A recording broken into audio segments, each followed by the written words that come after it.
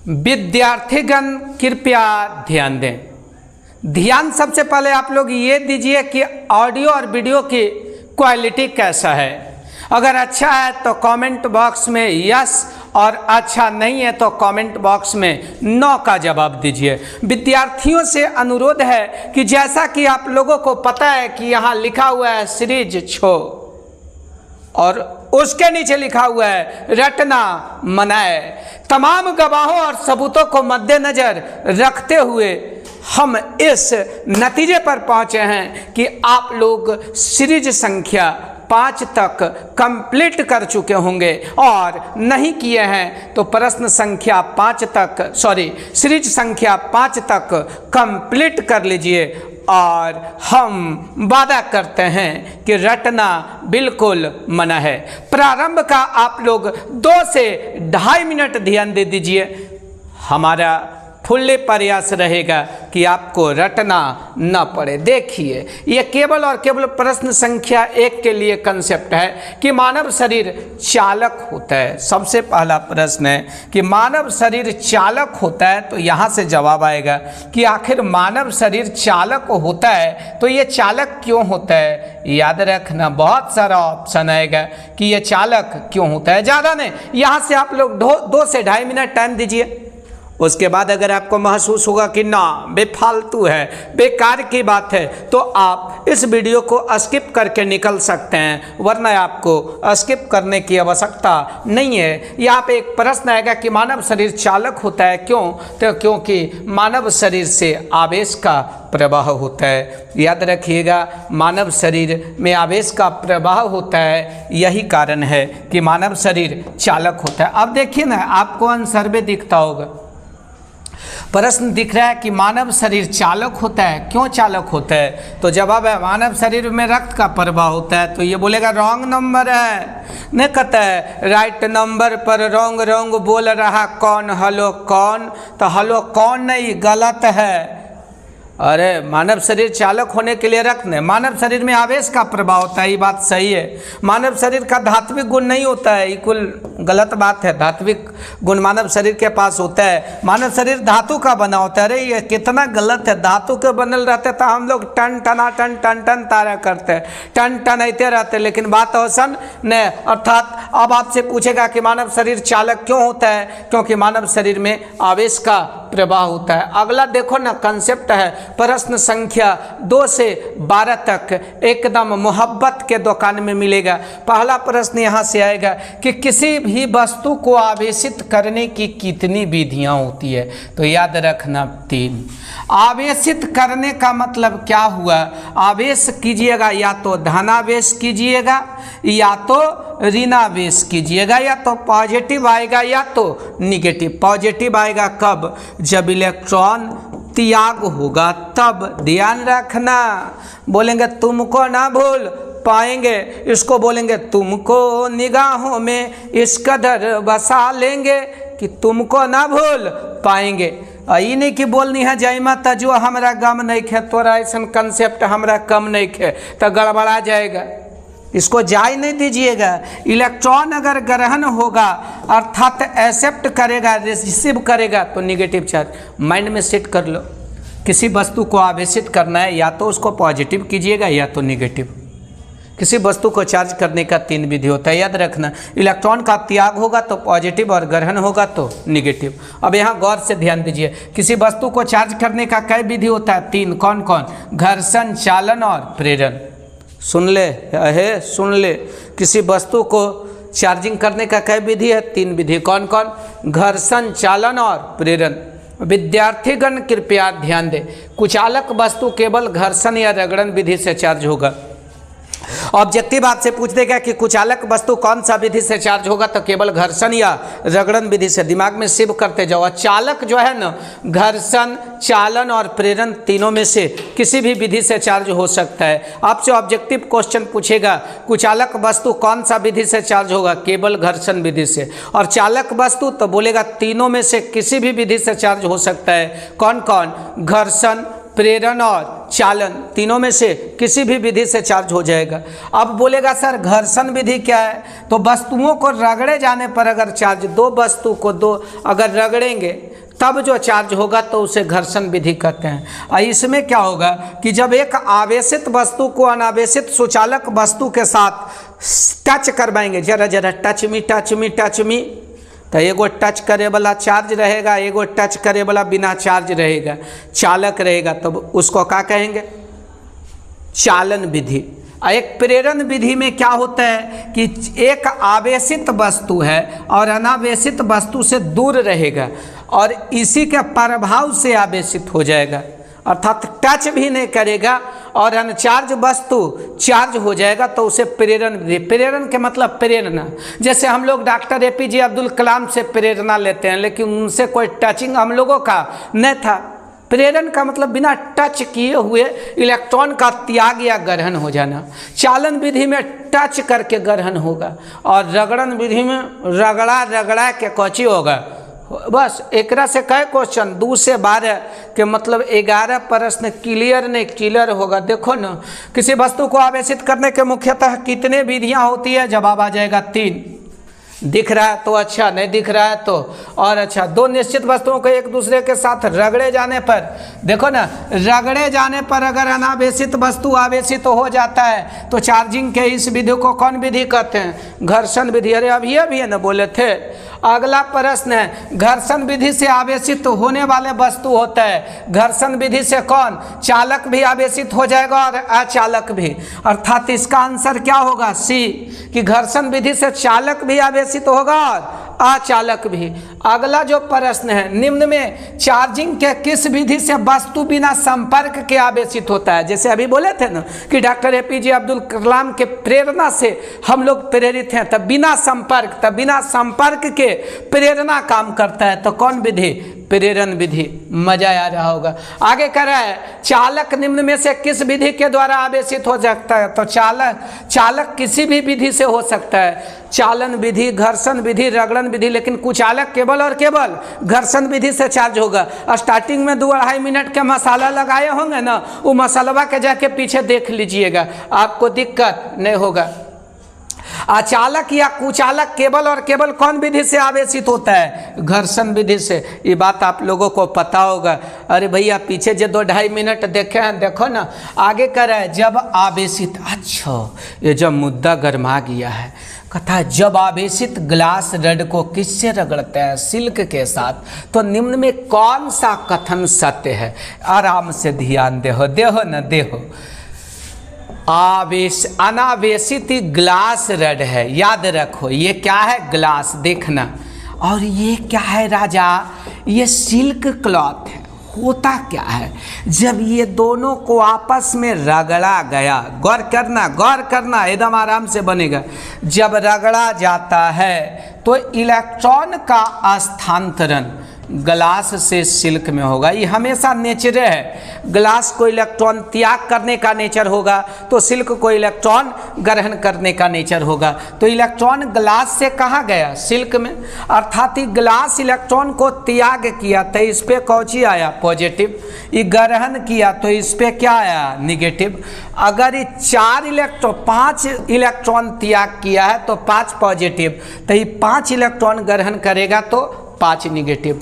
ये दिमाग में सेट रखिएगा कि ग्लास को सिल्क के साथ रगड़ते हैं तो इलेक्ट्रॉन ग्लास से सिल्क में जाता है, और ग्लास में सिल्क के जाने के बाद, ग्लास में सिल्क के से जाने के कारण ग्लास पे इलेक्ट्रॉन का त्याग और ये इलेक्ट्रॉन का ग्रहण, जिसके कारण इस पे पॉजिटिव, इस पे देखो इलेक्ट्रॉन का स्थानांतरण ग्लास से सिल्क में होता है। तो सही है बात है। वो ग्लास रड के द्वारा त्याग किया गया और सिल्क क्लॉथ के द्वारा ग्रहण इलेक्ट्रॉनों की संख्या बराबर होता है। यह सही बात है।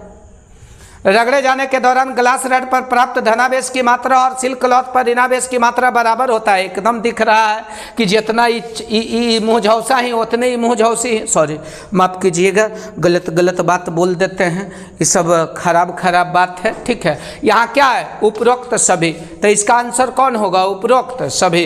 अगला फिर देखो, जब कांच की छड़ को रेशम के साथ रगड़ा जाता है, याद रखना, जब कांच की छड़ को किसके, ओहे कहानियाँ भाई बा, ये कांच है। आइए बोलेगा रेशमी जुल्फे, रेशमी वह सिल्क है यार, तुझे देख कर जी रहे हैं खुशी। हाँ, किया तो कांच के छड़ के क्या हाल है, तो इलेक्ट्रॉन कांच के छड़ से केकरा ही जाए, रेशमी ही जाता है। तो कौन इलेक्ट्रॉन इस पे आ जाएगा पॉजिटिव और इस पे आ जाएगा निगेटिव। तो बोलो जब कांच की छड़ को रेशम के साथ रगड़ा जाता है तो कांच की छड़ पर क्या आएगा, धनावेशित। क्यों धनावेशित आएगा, क्योंकि रगड़ने जाने के दौरान समझ रहा है तो अच्छा, नहीं समझ रहा है तो और अच्छा। जब बिल्ली की खाल को एम्बर के साथ रगड़ते हैं, देखो ये बिलैया है, बिल्ली बोलेगा अगर तुम मिल जाओ पुराना छोड़ देंगे हम। ये बिल्ली एम्बर से रगड़ाया तो इलेक्ट्रॉन बिल्ली से कहाँ गया, एम्बर। तो बिल्ली के पास पॉजिटिव और एम्बर के पास निगेटिव। बिल्ली की खाल को एम्बर के साथ रगड़ा जाता है तो एम्बर पर कौन होगा, ऋणावेश। ये बात ध्यान दीजिएगा कि जब बिल्ली की खाल ना एम्बर से रगड़ाएगा ना तो बिल्ली की खाल से इलेक्ट्रॉन एम्बर में जाएगा तो बिल्ली पॉजिटिव एम्बर निगेटिव। आगे कहता जब कांच की छड़ को रेशम के साथ रगड़ा जाता है तो कांच की छड़ पर धनावेश प्राप्त होता है। क्यों, क्योंकि कांच के छड़ पर धनावेश इसलिए प्राप्त होता है क्योंकि कांच जो है इलेक्ट्रॉन का क्या कर रहा है, त्याग। देखो प्रोटॉन का त्याग ग्रहण नहीं होगा। क्यों, क्योंकि प्रोटॉन नाभिकीय बल से बंधा होता है, सीरीज संख्या 2 में बताए हैं। तो देखो तो धनावेश क्यों प्राप्त होता है, क्योंकि इसमें कुछ इलेक्ट्रॉन जोड़ा गया। नहीं, गलत बात है, जोड़े से पॉजिटिव नहीं होता है, जोड़े से निगेटिव होता है। कहता है इससे इलेक्ट्रॉन निकाला गया। हाँ हो, इलेक्ट्रॉन देखिए कांच से निकल के कहाँ ही चले ले, रेशमी जी ही चलाया। यही कारण है कि कांच के छड़ पे पॉजिटिव क्यों हुआ, क्योंकि इससे कुछ इलेक्ट्रॉन निकला है। तो इसका आंसर क्या होगा राजा, डी होगा। अब आगे एकदम गौर से देखेंगे, किसी वस्तु पर ऋणावेशित तो होना क्या दर्शाता है। ऋणावेशित देखिए ना, ऋणावेशित के मतलब इलेक्ट्रॉन ग्रहण, यह है ना निगेटिव हुआ, और ये क्या हुआ पॉजिटिव। पॉजिटिव हुआ इसका मतलब त्याग, और निगेटिव हुआ इसका मतलब ग्रहण। निगेटिव इसमें कुछ प्रोटॉन किया नहीं। प्रोटॉन के जब भी आवेश में चर्चा आएगा तो और कहेंगे मारेंगे ना तुमको, क्योंकि आवेश के लिए प्रोटॉन उत्तरदायी नहीं होता है। कौन उत्तरदायी होता है, इलेक्ट्रॉन। क्यों, क्योंकि मैंने एक बार नहीं बार बार बोला है, प्रोटॉन जो है ना नाभिक में नाभिकीय बल के साथ बाहर से इलेक्ट्रॉन प्राप्त नहीं, इलेक्ट्रॉन प्राप्त करेगा ना तो ग्रहण वाला मैटर हो जाएगा, ग्रहण वाला होगा तो निगेटिव। हाँ, तो निगेटिव होना क्या कहलाता है, बाहर से कुछ इलेक्ट्रॉन प्राप्त किया, ये मामला सही है। इसके कुछ इलेक्ट्रॉन की हानि, हानि के मतलब हो जाएगा त्याग, और त्याग के मतलब हो जाएगा पॉजिटिव, और ग्रहण के मतलब हो जाएगा क्या, निगेटिव। बाहर से कुछ तो बोलेगा प्रोटॉन हम तो नाम आवेश के लिए उत्तरदायी नहीं होता है। आवेश के लिए उत्तरदायी कौन होता है, प्रोटॉन। घबराना मना है। अब आवेश का योज्य प्रकृति एगो है, इसको थोड़ा सा 2 मिनट हम लोग लोनली लेके ना, लोन लेके एगो कहानी समझ लेते हैं। एगो क्वेश्चन है कि आपका लोन लेते हैं। देखो आवेश का योज्य प्रकृति, यहाँ 13 नंबर से 17 नंबर तक के प्रश्न एकदम कंप्लीट हो जाएगा। बोलेगा सर 13 से 17, इसका मतलब हम कहेंगे बकलोल है भाई। 13, 14, 15, 16, 17, 5 प्रश्न। बोलेगा 5 को हो जाएगा सर, हम कहेंगे हाँ। कहता है हिम्मत, सब्र बहुत अच्छा चीज़ है। आपको जब सब्र रखने के लिए आ जाएगा ना तो बेसब्र होकर 4 प्रश्न आपका क्लियर हो जाएगा। इसलिए बिना वक्त को बर्बाद किए हुए, बिना मिर्ची मसाला लगाए हुए देखते हैं। देखो आवेश का कौन प्रकृति, योज कुछ नहीं बताया। अगर ये वस्तु है, इस पर Q1, Q2, Q3, Q4 ... Qn आवेश है, तो इस वस्तु पर जो टोटल चार्ज होगा ना उसके अलग अलग आवेशों के बीजगणितीय योग के बराबर होता है। कहता है किसी वस्तु पर का जो टोटल आवेश है, याद रखना किसी वस्तु पर का टोटल आवेश पूछेगा। आवेश का योज्य प्रकृति का मतलब क्या है, तो कहता है किसी वस्तु पर अलग अलग स्थान पर जो मौजूद आवेश है ना, जैसे ये Q1 है, Q2 है, Q3 है, Q4 है, Qn, तो बोलेगा इस पे Q टोटल कितना होगा। तो क्या कीजिएगा, Q1 + Q2 + Q3 ... क्या हो जाएगा, Qn।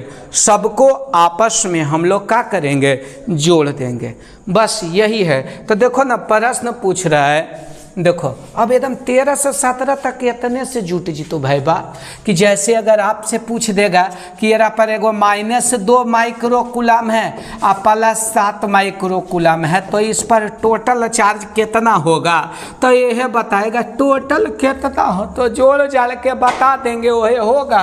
तो -2 और 7 एक आंसर कितना हो जाएगा, +5 माइक्रो कूलम। वही कर रहा है किसी वस्तु पर का कुल आवेश इस वस्तु पर के अलग अलग भागों के विद्युत आवेश के बीच गणितीय योग के बराबर होता है। यह क्या दर्शाता है, तो अभी अभी बताते हैं। यह क्या दर्शाता है, आवेश के योज्य प्रकृति। ये क्या दर्शाता है, आवेश का संरक्षण सिद्धांत नहीं, क्वांटमीकरण नहीं, आवेश का कौन प्रकृति, योज्य प्रकृति। अभी प्रश्न में देखो, कहता दिए गए चित्र में कौन कथन सत्य है, तो कुछ नहीं, क्यू टोटल देखो, क्यू टोटल कौन कौन है बाबू, देखो Q1 है प्लस -Q2 है प्लस Q3 है प्लस -Q4 है प्लस -Q5 है और प्लस क्या है Q6। अब कुछ नहीं करेंगे, प्लस वाला के एक जगह कर देते हैं, Q1 Q3 और Q6, कुछ नहीं जो है और प्लस कर दो ना, Q1 प्लस Q3 प्लस क्या है Q6। अब माइनस कॉमन लेंगे तो क्या आएगा Q2 प्लस Q4 और प्लस Q5। कौन आंसर है, Q1 plus Q3 plus Q6 plus में है, देखिए ना Q1 Q3 और Q6 प्लस में है और माइनस में कौन है, टोटल को जोड़ दीजिए ना, Q2 और Q4 और Q5, तो इसका आंसर कौन हो जाएगा बी। अरे फिर से देखो ना, एक बार और बोलो, इसका कौन टोटल निकालते हैं, Q टोटल। तो Q टोटल क्या, योज्य प्रकृति क्या बोला, जे है और जोड़ दो, तो प्लस वाला के जोड़ते हैं Q1 और क्या है Q3 और क्या है Q6, माइनस वाला देखिए कौन है Q2 और माइनस कौन है Q4 और माइनस कौन है Q5। यहाँ से कुछ नहीं किए हैं, देखो ना Q1 है Q3 है और क्या है Q6, माइनस कॉमन ले लिए तो क्या आया Q2 और क्या आएगा Q4 और क्या आएगा Q5। Option number b complete. अब जोड़े अबे करा है, जोड़ दो, देखो 5 प्लस में 5 प्लस वाला जोड़ो, 7 और 5 12 और 3 और 2 5, यानी कि 12 माइक्रो कूलम प्लस में है और 5 माइक्रो कूलम माइनस में है। ये टोटल अब कितना हो गया बाबू, प्लस कै माइक्रो कूलम 7, जोड़ आवा ना भैया, तो एक आंसर कौची हो गया डी। हेनहू देखो ना जोड़े आवा है ना, 5 और 2 7 प्लस में है को राजा राजा राजा, अरे जल्दी समझ जा। और 15 कौची में है, अब मेरा जब तक जोड़ेंगे नहीं तब तक छोड़ेंगे नहीं। ये कै माइक्रो कूलम आ जाएगा, 8 माइक्रो कूलम माइनस में, कौन ऑप्शन आ गया बी। आवेशन की क्रिया में एक पदार्थ से दूसरे पदार्थ में किसका स्थानांतरण होता है, किसका, इलेक्ट्रॉन का। बताए थे कि न्यूट्रॉन और प्रोटॉन न राजा आवेशन की क्रिया में इन्हें उन्हें दौड़ता उड़ता नहीं है, वो बिगड़ल उतना नहीं है। अब यहाँ देखिए 18 से 20 क्लियर करा, पदार्थ या परमाणु, अगर कोई परमाणु उदासीन है इसको बोलेंगे तुमको ना भूल पाएंगे, रुक जो, जन्म ठहरा करो, इसको कहेंगे तुम तो ठहर परदेसी, साथ क्या निभाओगे। और इस कंसेप्ट के आधार पर 18 से 20 तक पहुंच जाओगे। अरे कहता है बेदर्द जमाना क्या जाने किस हाल में हम लोग होते हैं, अरे बेदर्द जमाना क्या जाने किस हाल में हम लोग होते हैं। और घर घर में पढ़ाई होती है, हम मोबाइल चला के सोते हैं। घबराने की कोई ज़रूरत नहीं है, मोबाइल चलाएगा चलाते रह जाएगा। जिस दिन तू व्हाट्सएप और फेसबुक से जिस दिन तू मोबाइल से इंस्टा और फेसबुक को यूनी इंस्टॉल कर दिया ना, जिंदगी के हर फील्ड में तुम्हारा 20% मार्क्स बढ़ जाएगा, ऐसा हम को महसूस होता है। आगे आपकी मर्जी, नहीं तो जैमी तो जो हमरा गम नहीं खे और तोरा नियन कंसेप्ट है अब कम नहीं खे। देखो अगर कोई पदार्थ उदासीन है, परमाणु उदासीन है, इसका मतलब इलेक्ट्रॉनों की संख्या और प्रोटॉनों की संख्या आपस में बराबर है। अगर कोई वस्तु धनावेशित है, इसका मतलब इलेक्ट्रॉन कम है, प्रोटॉन ज़्यादा है। ऋणावेशित है तो इलेक्ट्रॉन अधिक है। बोलेगा कोई वस्तु उदासीन है तो इलेक्ट्रॉनों की संख्या प्रोटॉनों की संख्या के बराबर है। धनावेशित है तो इलेक्ट्रॉनों की संख्या कम है, किससे? प्रोटॉनों की संख्या से। और ऋणावेशित है, इसका मतलब इलेक्ट्रॉनों की संख्या अधिक है प्रोटॉनों की संख्या से। देखो ना, परमाणु सामान्य रूप से उदासीन है। क्यों? क्योंकि परमाणु में उपस्थित इलेक्ट्रॉनों की संख्या प्रोटॉनों की संख्या के क्या है? बराबर। बराबर बोले तो क्या हुआ? उदासीन। एजे कम अगर इलेक्ट्रॉन रहा तो क्या आ जाएगा? धनावेशित। अधिक रहा तो ऋणावेशित। अब बन गलो अगलो की। देखिए ना, एक पदार्थ से दूसरे पदार्थ, हाँ, एक पदार्थ को धन आवेशित किया जाता है तो इस पदार्थ में इलेक्ट्रॉनों की संख्या, याद रखना, धन आवेशित किया जाता है तो इस पदार्थ में इलेक्ट्रॉनों की संख्या प्रोटॉनों की संख्या से क्या होगा? कम होगा। क्योंकि धनावेशित हुआ है, त्याग हुआ है। अब एजा देखो ना, अगर किसी वस्तु को ऋण आवेशित किया है, इसका मतलब इलेक्ट्रॉन की संख्या अधिक है। क्यों? क्योंकि इलेक्ट्रॉन ग्रहण किया है। मुझे माफ करना, आज का सभा समाप्त। मिलेंगे सीरीज नंबर 7 में। जय हिंद, जय भारत।